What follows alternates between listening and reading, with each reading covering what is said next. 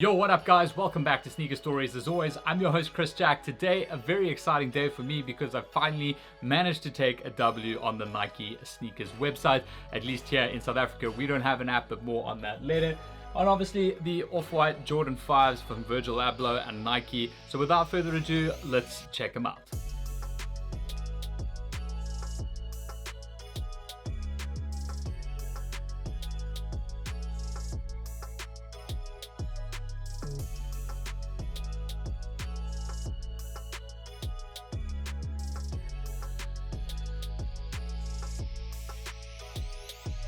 Alright, so just before we get to the shoes themselves, the process of copying these was one of the more extraordinary ones for me. In South Africa, we don't have a sneakers app. If it's the same in your country, let me know in the comments below. But it's a section of the Nike website, at least the /ZA for South Africa.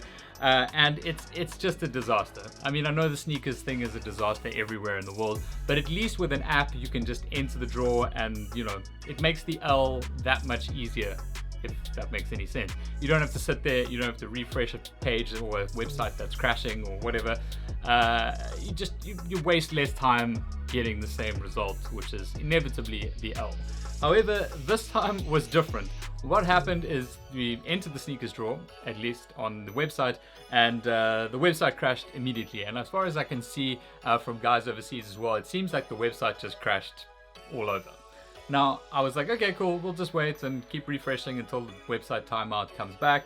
And I managed to click back, I think, on the web page, and then I went back to the normal sneakers page and it said purchased. I was like, what?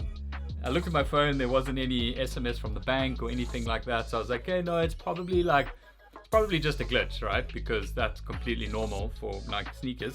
So yeah, I waited and waited, didn't get any confirmation emails, and then about an hour and a half later I got an email saying they were confirmed. So I did a bit of a backflip in my bedroom. I was doing the happy dance, and yeah, I had a look at my banking. There was an amount that was basically reserved on my credit card or whatever, but I still hadn't had an SMS. So I wasn't like really thinking that this was going to be an actual W. I was kind of waiting for the cancellation email, which I believe some people did get, so sorry if that happened to you. But if you had seen my stories, at least on my personal Instagram page, Chris Jack, you would have seen me basically bringing to light a really bizarre story with what happened with the shipping of these. But I'm not going to go too much into detail about that because you can read it over there. It's on my stories currently, will be at least for a bit. But the long story short, the local courier company that Nike uses for at least South African orders, which is Aramex, used a third-party courier driver guy to deliver my shoes. But I think he obviously realized what was actually in the box, and he tried to pull a fast one with trying to steal them.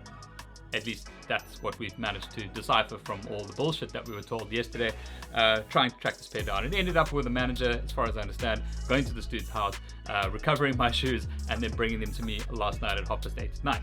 So yeah, I'm incredibly lucky to have these. Unfortunately, some guys up in Johannesburg weren't so lucky because the Aramex truck was hijacked. That's no bullshit either. This is the world we live in, at least here in South Africa, but I'm sure this shit happens elsewhere in the world. But I want to get onto these shoes themselves. This is the first take at a Jordan 5 that Virgil Abloh from Off-White has designed. There's been a hell of a lot of hype around this particular pair. We've seen a lot of early pairs in the usual spots on Instagram with all the guys who get the leaks and stuff like that. And, you know, to be honest, straight off the bat, I'm not an Off-White Jordan 5 person. Like, I've never really been into Jordans that much. Like, sure, Jordan 1s and 3s I really, really enjoy, but I've always found sort of 4 and above there a little bit out of my wearability range. And that's just me personally with my style.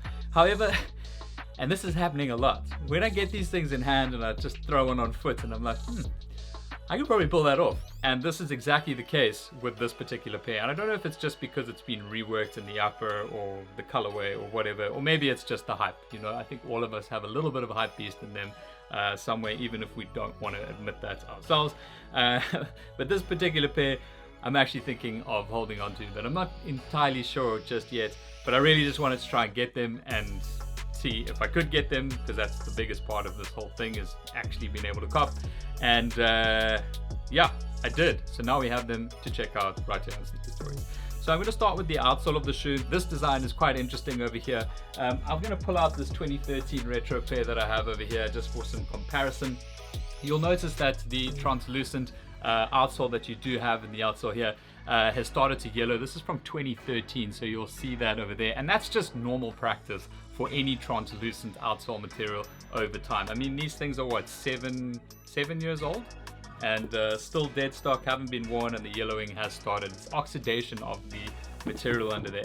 So one thing is quite funny to notice is Virgil's kind of sped up that process and just kind of yellowed them for you, so you never have to worry about your outsoles yellowing. But further to that, they have split toned the color of it. You do have a gray backing over here as well with the Nike logo there. One thing that's quite interesting is some of the older pairs used to have the Jordan logo underneath there, at least in this part. And then of course you've got the Jumpman over here, and that's done in a red just towards the front of the shoe. And flipping up into the midsole, that's also done in this multi-tone colorway over here. So you've got black for the majority of it, and then that warplane kind of detail that you get with the 5s has got gray with black speckles on it, and that kind of links up with the traditional box coloring that you get with the Jordan 5s over here, but I'll show you that now in a bit.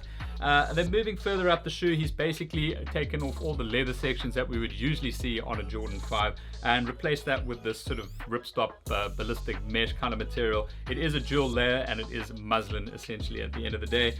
From a colorway perspective as well, it is black muslin and then fire red as well with the hits up here on the top, but we'll get there now. And then obviously you do have the rubberized mid panels over here, except he's made provisions for the circle design treatment throughout the shoe. These are just 2 patches here, and if you have seen his Instagram videos, you would have seen him actually take an X-Acto knife and cut those out, because they are transparent to begin with, but if you were to cut them out, you've got a bit of a clearer window into what color socks you're wearing, so you can kind of change up the look of the shoe depending on the sock, of course. And just to show you the toe box section over here, I mean, it's super clean. Like, I really like the use of this particular mesh on the shoe. I think it looks really nice in hand and definitely on foot. The laces over here, a standard black set of laces that are provided with the shoe. They do have the typical quotation marks shoelaces on them. They also do provide you with 2 other colors of laces over here, so you've got a creamy sort of off-white color and a fire red color as well if you want to change up the coloring of the shoe on top. And then swinging to the medial side of the shoe, you'll notice the stereotypical text from Off-White here on the inside there. In fact, this time it's not printed over the material, it's actually underneath, so you only really catch just a little bit there in that circular design section, and it will basically just say Off-White for Nike Air Jordan 5 Beaverton Oregon C 1990. You've got to look pretty hard through the transparent mesh rubbering over here to be able to read that. Again, Virgil's kind of cut his one out. I just don't think that's something that I would do, like, just maybe because I'll be too scared to mess them up, or I don't know, just like I like them how they are. And then just into the heel section of the shoe, both shoes do have a Nike Air logo with a swoosh, which has been embroidered just under that muslin layer over there. And then onto some details, the hang tag here, I think this is the first time we've seen a black hang tag, and that's just got Off-White CO Nike C2020 zip tie in quotation marks on it. Then just at the top of the laces, as we have seen with other Jordan 5s, you do have the lace lock over here. This one is a transparent, it's kind of a yellowy color with the Nike logo just on the side, and then the actual lace lock over there is done in a fire red color. Now the bottom of the tongue section does have the rubberized mesh over there, and basically that changes up into the muslin, and then this awesome hit of crazy 3M here at the top of the tongue with the Jumpman embroidered in red. You will notice there's another actual cutout here, and that is only on the left shoe. If I just pull up the right shoe, you'll notice that it is not on this particular one. The reverse of it, they have also got the Air Jordan logo. This particular one on the left shoe has been cut out because of that hole, but it has been also inverted upside down, so just adding another little detail which is different to the norm.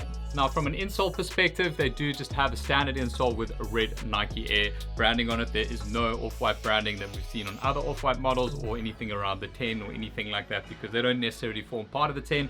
But I don't know, I would have liked to see some kind of the Off-White logo, or at least something down there on one of the shoes, but it's the same on both. And then just one other detail on the upper towards the back of the shoe here, you do have the 23, obviously Jordan's number embroidered just under that muslin level.